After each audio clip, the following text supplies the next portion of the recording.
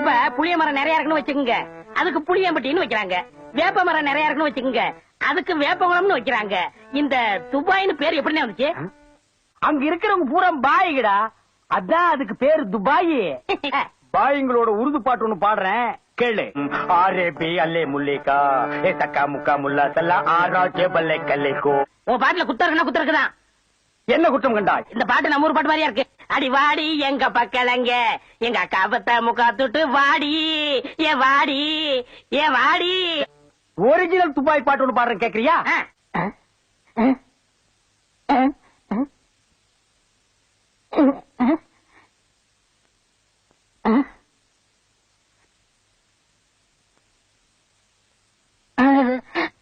என்னது பாட்டு கேட்கவே இல்ல.